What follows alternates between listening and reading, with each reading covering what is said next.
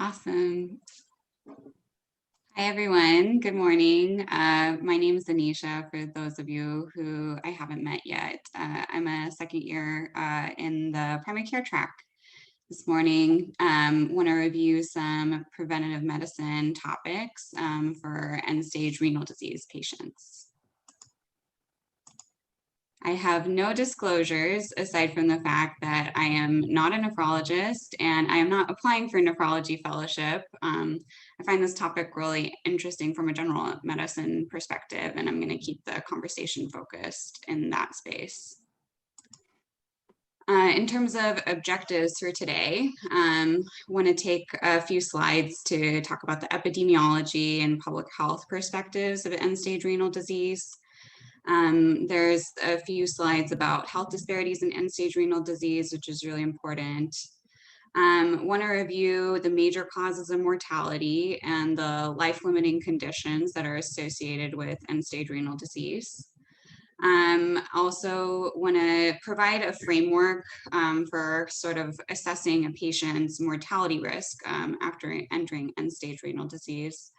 And then we'll talk about some evidence for healthcare maintenance and primary prevention in end-stage renal disease. So to kind of go over the epidemiology of end-stage renal disease, and to clarify, for the purposes of this talk, I'm mostly reviewing the care of end-stage renal disease on dialysis. But the data, global data that's presented here is about, it captures both dialysis patients and post-transplant patients.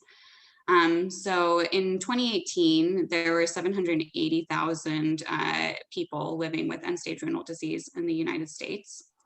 Of these 780,000, about 70% are on dialysis and 30% are post-transplant. Among the about 550,000 of dialysis patients, only about 50,000 are on peritoneal dialysis. So less than 10% of dialysis patients are on peritoneal dialysis. And the data here doesn't include a lot of home hemodialysis because there's usually only about 400 new patients getting home AHD a year. So you can see the prevalence has continued to increase, even though the incidence in new dialysis has plateaued. The increasing prevalence is largely attributed to increased mortality, increased longevity and decreased mortality for people living on dialysis. And then one of the key things about dialysis is Medicare spending. So patients make up 1% of the Medicare population, but account for 8% of the Medicare expenditures. And we'll review why in a little bit. So I had to present a little bit of historical context because it's super fascinating and very relevant to Seattle. So the first public health initiatives to allocate dialysis as a mainstream common medical treatment started in Seattle through the Seattle Artificial Kidney Centers. This is during the 1960s, and Seattle Artificial Kidney Center is now known as Northwest Kidney Center.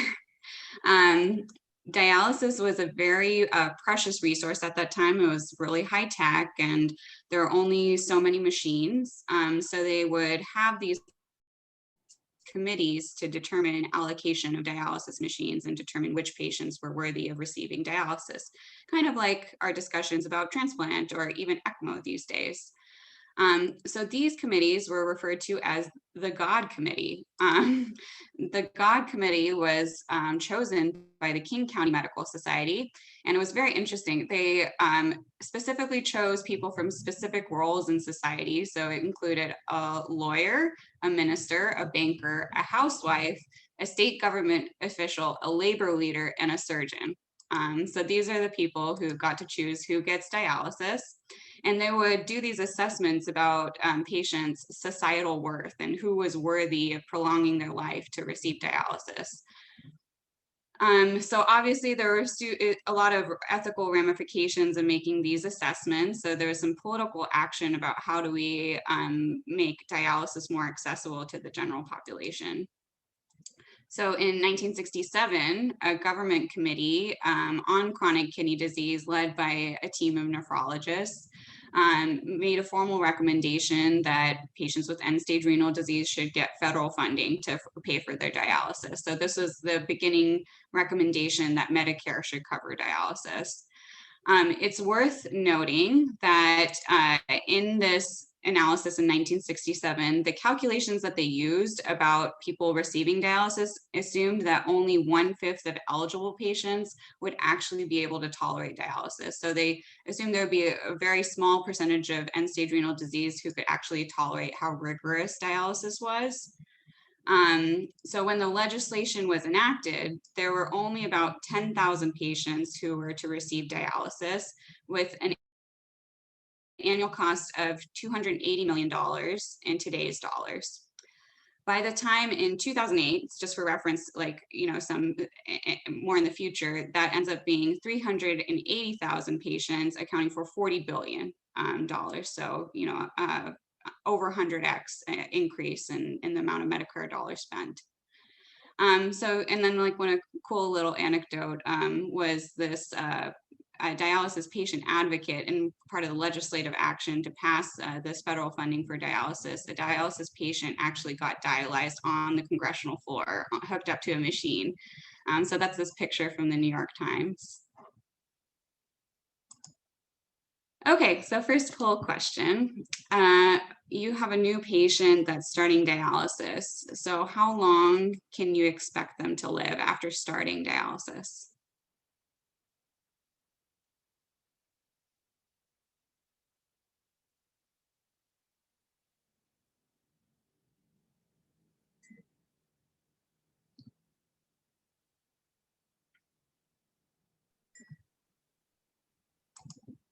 Okay, looks like we've got a good number of people participating, so I'll end the poll now.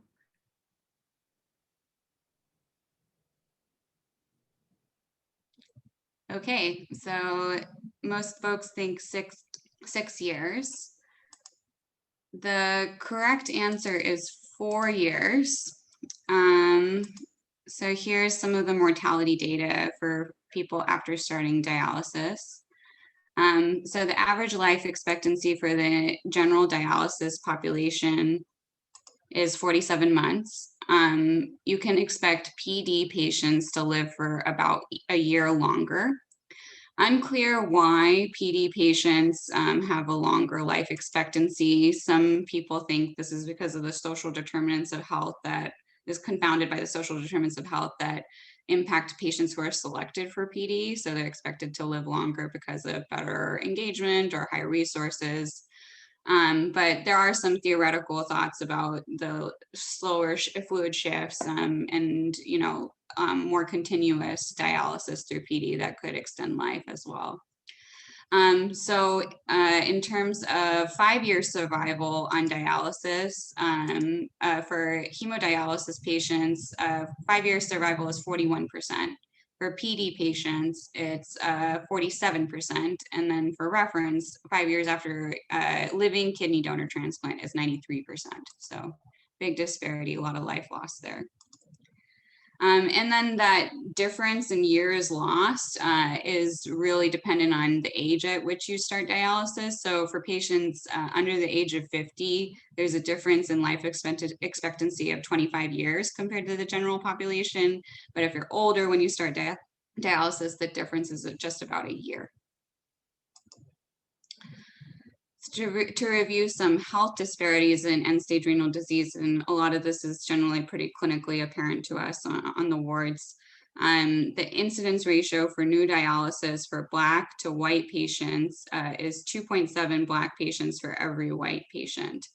And that actually represents an improvement over the past 20 years. The disparity has been as wide as 3.5 Black patients to 1 white patient historically. The incidence ratio from Hispanic to non-Hispanic patients is 1.5 for every one non-Hispanic patient. And then we know there's been a lot of evidence and research about the fact that Black and Hispanic patients are less likely to undergo transplant than white patients, and they're also less likely to receive peritoneal dialysis. this group today probably has heard a lot about the disparities in access to renal transplant, which is related to a lot of factors, including provider level bias about listing patients for transplant, social determinants of health, where that's captured by our transplant allocation committees, which again sounds a lot like the initial dialysis God committee in some ways. And then you have to mention the impact of race-based medicine and the EGFR calculators that incorporate these racist ideas about muscle mass compared to from Black and white patients, which has been shown to overestimate the GFR for Black patients and therefore leads to them being listed for transplant late compared to white patients. And then similarly, there's a problematic notion in the nephrology literature that Black patients receiving dialysis have some sort of survival advantage, because in global studies, there has been research that shows that Black patients will tend to live longer on dialysis compared to white patients.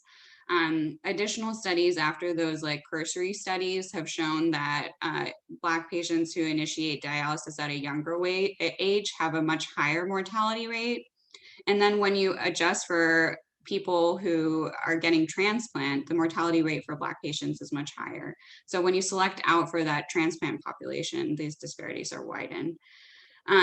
Another thought about like why Black patients appear to live longer on dialysis, older Black patients appear to live longer on dialysis, is there's some sort of selection bias by the patients who have been deemed as having CKD and are not initiated on dialysis at the same time as a white patient with similar metrics. And then Black patients are more likely to just die when classified as CKD rather than on dialysis. And I can't see the chat. I see it flashing a little bit, but let me know if any questions are coming up. This is a really important topic to me, having grown up and gone to med school in Texas.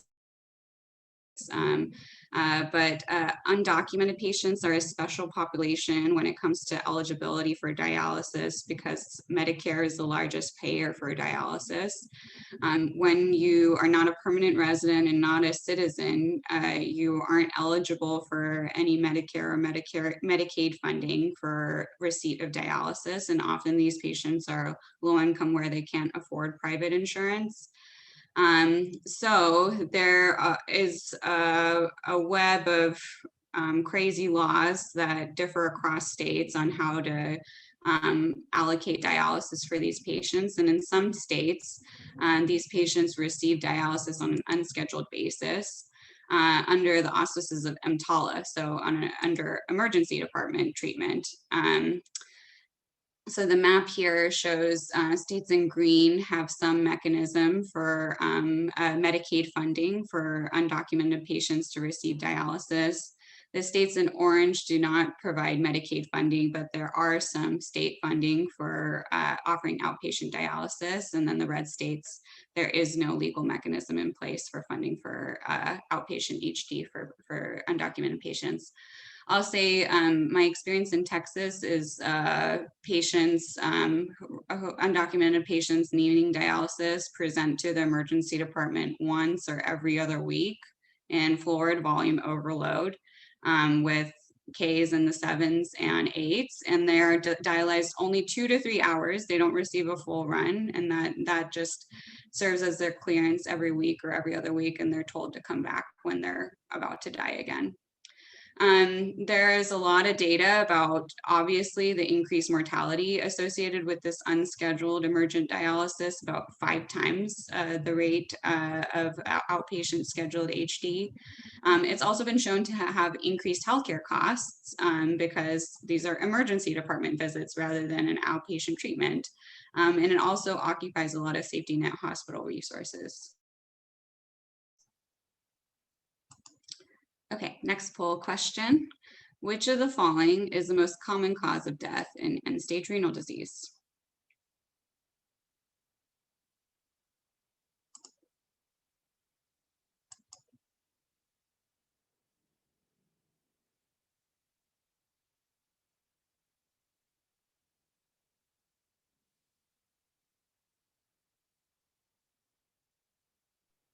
Okay, we've got 70–80% participation, and it looks like I'll end the poll. Looks like we're hitting about 56% saying ACS-MI and 30% saying sudden cardiac arrest. Okay. So the most common cause of death is actually a sudden cardiac arrest, which is really shocking. And it's unclear whether these arrests are driven by ischemia or an arrhythmia related to electrolyte imbalance.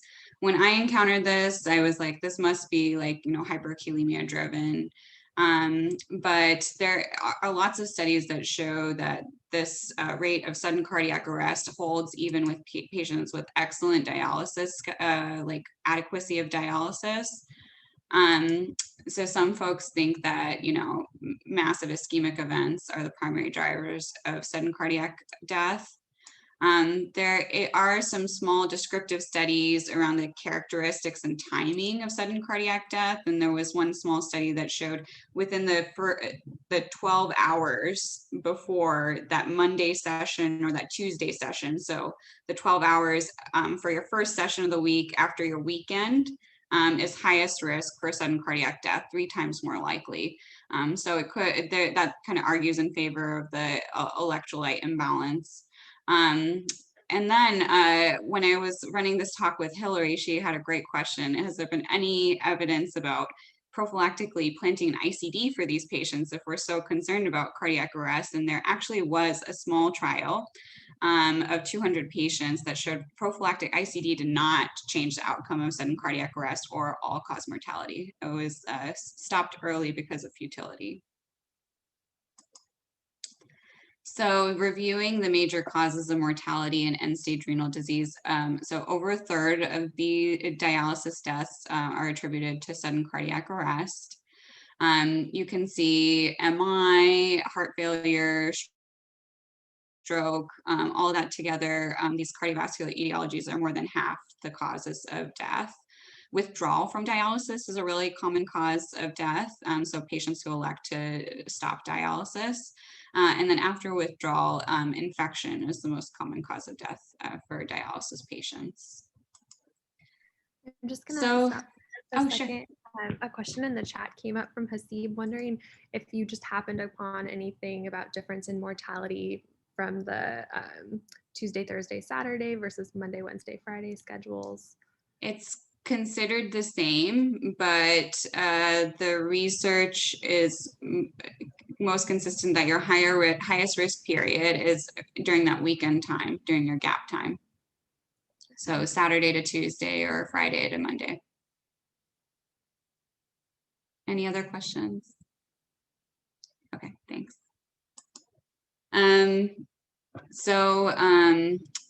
Put together some of the risk factors for mortality in end-stage renal disease. So a few things that to consider when you're seeing a patient, both in clinic and in the hospital, about like what is limiting this patient's life? What are the risk factors associated with their mortality? So things to be aware of is the mode of dialysis. And this is important because we know that PD patients tend to live longer for whatever mechanism that might be. Dialysis vintage. So this is a term used in the nephrology literature to describe how many years has a patient been on dialysis, and what's their dialysis lifespan so far.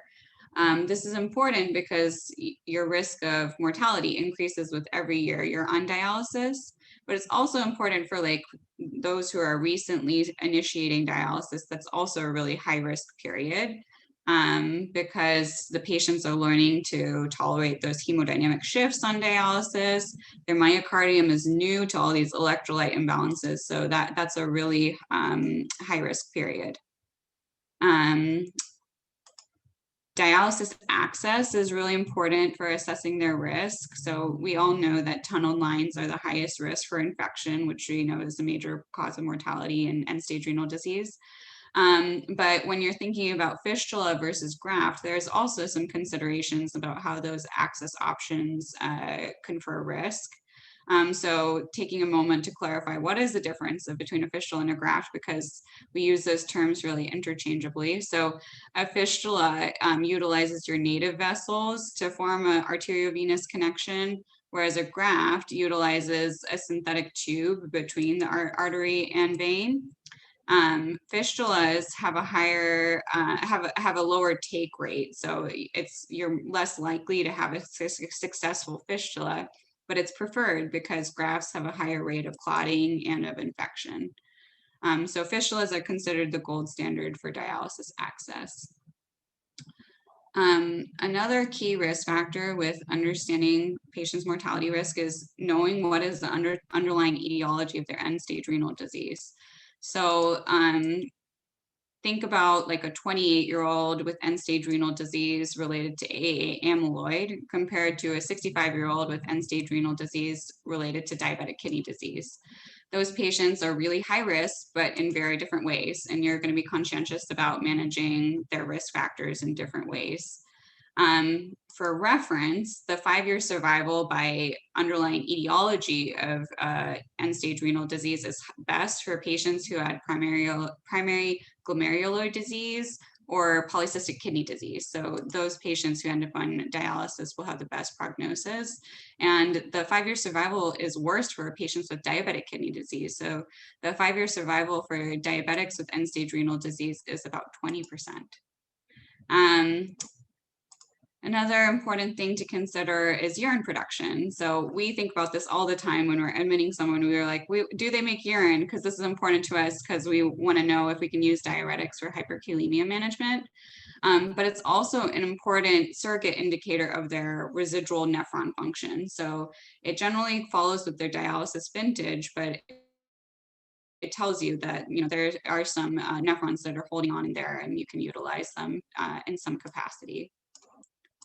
Hyperparathyroidism, we think about this a lot as indicators of bone health and in terms of fracture risk. But in end-stage renal disease, they also have a lot to do with cardiovascular risk, and I'll go over the mechanisms for this in a second. Of course, understanding if they had any prior cardiovascular events, having something before is a good predictor of having it again. And then, is there any conversation about transplant? Is that feasible? Because it can dramatically change a patient's trajectory. So, brief detour into the pathophys of cardiovascular disease and end-stage renal disease. So these patients come with a lot of the traditional cardiovascular risk factors that we think about: diabetes, hypertension, smoking, obesity. But there are also a lot of risk factors for cardiovascular disease intrinsic to end-stage renal disease. So one of the key things is the toxic milieu and inflammation associated with chronic uremia. And just as a side note, we talk about uremia as reflected as the BUN in our BMP, but there's so many other toxins that are floating around in our dialysis patients' bloodstreams that we don't know what they are, and we're never going to be able to measure them. And we don't even know if dialysis clears them because we don't know what they are, and there's no way to quantify them. So there's this just overall toxic milieu that causes like this inflammatory process and can cause endothelial dysfunction, oxidative stress that contributes to cardiovascular disease. Similar mechanism for dialysis itself that can cause a lot of inflammation and oxidative stress. Calcium and phosphate deposition drives atherosclerosis in end-stage renal disease in a process that is different than lipid accumulation in coronary arteries. That'll be on the next slide. And then the chronic state of volume overload also contributes to cardiovascular risk. So all that cardiac stretch from all that fluid backed up, hemodynamic shifts on dialysis can also trigger ischemia. So the volume status is a big driver of cardiovascular disease in dialysis. So vascular calcification in end-stage renal disease occurs in two methods. The traditional atherosclerotic pattern that we see in our understanding of coronary artery disease, but also a unique pattern of medial calcification. So if we review our artery anatomy from histopathology and stuff, there are 3 layers. There's a tunica, intima, media, and adventitia as you move outwards. And so our conventional understanding of atherosclerosis is related to intimal calcification and intimal process. End-stage renal disease patients have medial calcification, which is primarily driven by calcium phosphate dysregulation, and is linked to other states of chronic inflammation. So there has been a lot of like basic science literature that shows that managing the calcium phosphate environment can improve medial calcification. And we know from broader, more clinical studies that managing calcium and phosphate and hyperparathyroidism improves cardiovascular mortality for dialysis patients. But it's not clear if there's some mechanistic pathway to target medial calcification aside from managing your calcium and phosphate. It has been discussed in the nephrology literature previously about whether we should be avoiding calcium-containing phosphinders, because whether we should be like holding back on calcium to prevent this calcium deposition in our arteries. But there have been large trials that show non-calcium-containing phosphinders like sevelamer is equivalent to calcium-containing phosphinders like calcium carbonate or calcium acetate. In terms of preventing ischemic heart disease for end-stage renal disease, coronary ischemia is a major cause of mortality, and it's worth noting these patients are really high risk for silent ischemia. There were 3 major trials evaluating the efficacy of statins in end-stage renal disease patients. And the overall consensus from these trials was that these statins do lower LDL in dialysis patients, but it did not affect cardiovascular mortality. It did not actually prevent MI. So for this reason, KDIGOs, which is a kidney disease improving global outcomes, and KDOQI, which is Kidney Disease Outcome Quality Initiative, do not recommend just starting a statin when a patient initiates dialysis. If they're already on a statin, which many of our dialysis patients are, you should continue it. But I think that this question mainly addresses like a young patient who starts dialysis who wasn't on a statin before. They don't need to be prophylactically started on a statin. In terms of hypertension management, really complicated and often driven by their primary nephrologist. It ends up being managed mostly by volume management with ultrafiltration and diuretics. There is some evidence about cardioprotective benefits of beta blockers and calcium channel blockers for dialysis patients. One interesting thing to consider is intradialytic hypotension. So how low your blood pressure goes on dialysis has been associated with myocardial stunning and promoting ischemia. So you want to make sure that your patient's not dropping too much during dialysis. A lot of conflicting data about primary prevention of cardiovascular disease with aspirin in end-stage renal disease patients. They're obviously really high risk for bleeding. So consensus is only prescribe this for patients who are taking it before and have a compelling risk from atherosclerotic standpoint. And then anemia is really associated with a coronary artery disease. There's some trial data that shows a goal hematocrit, which our nephrologist target of 30 to 33 optimizes coronary perfusion. I'm going to briefly touch on heart failure and end-stage renal disease, but this could be its own talk on its own. Chronic volume overload really predisposes to cardiomyopathy and structural abnormalities that lead to heart failure. LVH is super common in dialysis patients for a number of reasons. Some autopsy data shows that 75% of dialysis patients will end up with some degree of LVH. And it's more correlated with folks with hypertension and older age. Anemia has also been shown to be correlated with LVH in dialysis patients.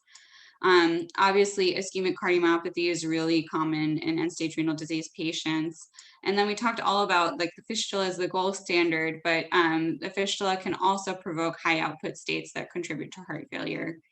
And then valvular heart disease is super common in end-stage renal disease because of the calcification pathways that we discussed previously. So aortic stenosis is really driven by calcification in end-stage renal disease. And then other valvular problems like MR can result from states of chronic volume overload. So in terms of screening recommendations, so KDIGO and KDOQI recommend obtaining an annual EKG. And I have to say, I'm shocked if your patient doesn't end up getting an EKG at least once a year for some reason, if they're on dialysis.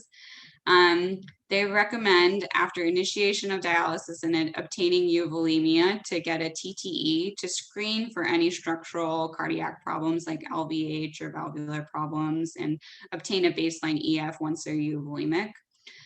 They recommend repeating an echo every 3 years, and I don't think I'm routinely doing this, so this will be practice changing for me. Otherwise recommend, checking calcium and phosphate levels as their nephrologist will manage, and checking a CBC to make sure their anemia is adequately managed, because both of these factors influence their cardiovascular risk. One thing that came up for me as I was reading this is I was like, oh, I wonder if there's any reason to do coronary artery calcium scoring for these patients, given that calcification is a major driver.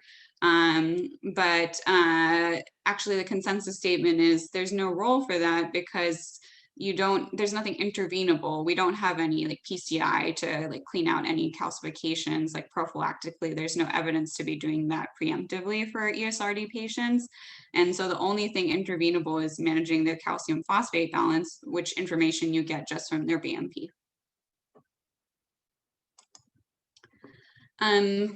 Quick look at glycemic management in end-stage renal disease. So the most common etiology of ending up on dialysis is diabetes. Tricky to know what the A1C goal for these patients is. There's no clear goal from the literature. So the kind of expert guidelines recommend shoot for an A1C of 7 for younger patients and 8 for older, more complicated patients. There was a meta-analysis that showed high mortality risk for A1C greater than 8, which makes a lot of sense because if you're still maintaining an A1C greater than 8 after dialysis, then glycemic control is pretty out of control. One major takeaway is that hemodialysis patients should be on insulin because it's unclear like how oral medications are cleared, and oral medications can also provoke a lot of electrolyte imbalances that are harmful in dialysis. So the major thing is to stop metformin, which increases risk of lactic acidosis. There are some nephrologists who are okay with continuing glipizide because it's hepatically cleared.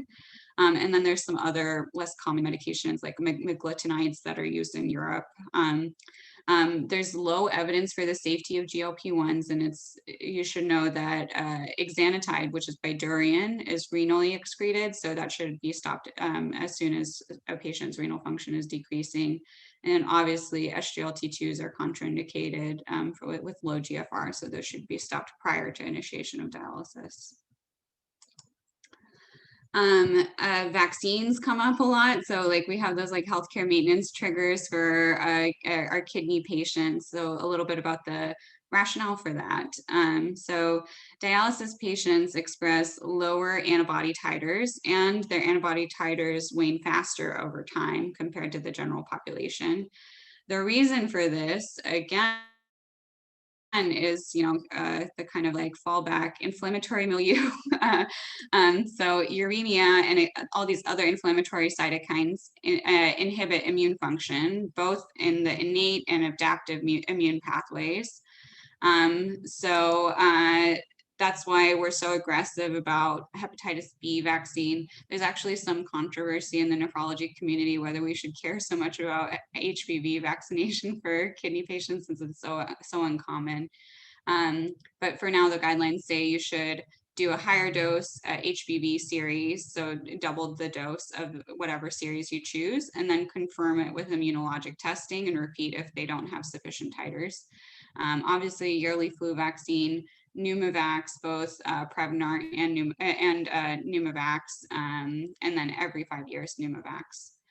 Did want to throw in a little bit about COVID vaccination and end-stage renal disease patients. There's like very small cohort studies that have shown less than optimal antibody titer expression among end-stage renal disease patients. One group in Europe showed only 35% of dialysis patients were able to mount an antibody response. There was an American cohort study in NEGM a couple weeks ago that showed all the dialysis patients in a unit of like 130 did have titers, but they were like 50% of the general population. So you need to make sure your dialysis patients have their families get vaccinated too. So had to throw in this slide because it's so relevant to our patient population. The prevalence of AA amyloid is really a West Coast problem related to the sourcing of the heroin on the West Coast compared to the East Coast. So we have this very large population of young patients who end up on dialysis related to opioid use disorder and use of black tar heroin.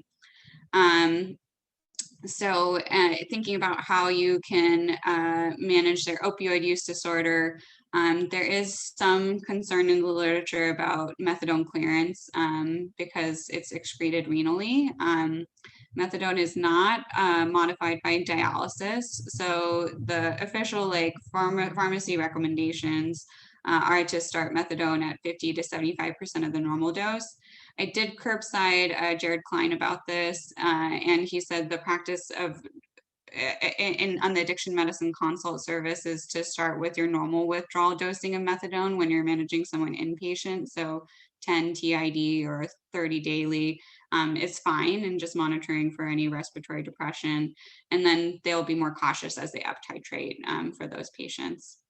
One of the cool things is that buprenorphine is hepatically cleared, so you don't need to worry at all about differences between end-stage renal disease and general population with starting buprenorphine. So that might be a good reason to try to talk your patient into trying bup first.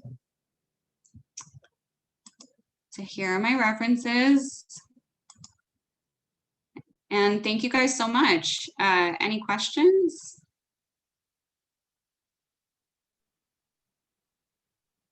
Thanks for that wonderful talk. Wow, I learned so much, and the chat is just full of amazing right now.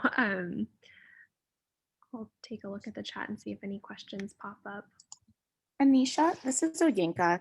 Yay. Thanks for your talk. It's so good. Thank you. But I was wondering, I think you've started to comment on this a little bit, but did you read anything about why there's kind of overall we seem to do peritoneal dialysis a lot less? Yeah, and I've had this conversation with some of our nephrology faculty too.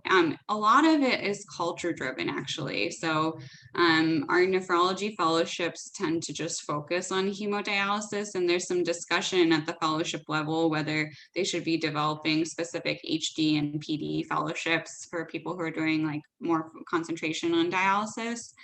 And then a lot of it is like really creepy, like medical industrial complex about like DaVita, you know, is like this major economic force in the US, and there's this economic gain of these hemodialysis centers. So that's another like kind of more sinister factor. Thank you. Another question that came up in the chat that I think is really thoughtful is a question about cancer screening recommendations, given that these patients have a reduced lifespan on hemodialysis. Yeah, that question has come up when I've been in Jerry Clinic about how do we account for a patient's physiologic age when we approach cancer screening decisions. I think, you know, this is a little bit of a cancer screening cop-out, but shared decision-making is really important. And, you know, I think a lot of these patients, you end up focusing on, you know, what's most important to them. And, you know, they often have so many acute medical issues that you don't get to focus on cancer screening. Back in the slide about like causes of death, malignancy is really uncommon. it forms this like really small bar. So I would think that it ends up taking a back burner. But, you know, if you have a patient who's on PD and, you know, managing a lot of things themselves, you know, people can live, you know, 10, 15 years on dialysis if they're doing really well, low hospitalization rate. Definitely, you know, keep that on your agenda.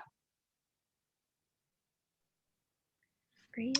I Thank had a you. question, Anisha, I feel like I don't have anyone on my panel who I manage who's also on dialysis. Can you give me an idea? Are nephrologists seeing these patients on dialysis like every 6 months, every 3 months? Do they come around and see them when they're at their dialysis center a lot? Yeah. Dialysis. So nephrologists see their dialysis patients every 3 months and often round on them at AHD. So when a patient's initiated on dialysis, the nephrologist will their assigned nephrologist will also have privileges at their dialysis center. I don't know if you guys have experienced this. It's really frustrating. Their dialysis notes are in a different EMR than ours. So you have it's hard to tell, like, you know, what's been going on and what's the nephrologist thought when they see them on HD. Yeah, so at least every 3 months, and you know, they keep really close tabs on those people. I think it's a really tricky balance between primary care and nephrology for end-stage renal disease, because a lot of the primary care is being managed by their nephrologist, but they have a whole host of problems that aren't covered by nephrology. And, you know, I had this experience recently where a dialysis patient, their nephrologist was managing their COPD, and actually their shortness of breath ended up being an anginal equivalent. So you want to make sure you're, you know, aligning yourself on a team and not going beyond the scope of what you can handle.